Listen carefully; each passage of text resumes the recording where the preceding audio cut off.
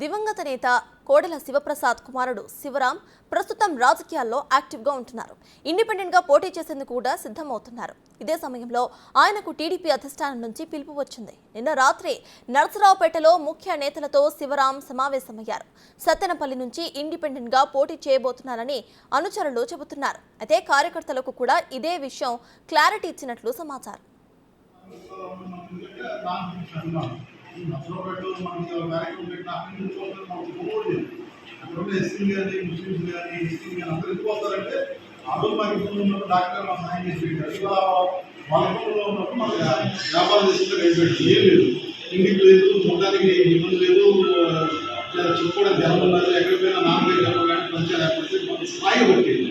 అది గొడవలు, ఈ వయస్సు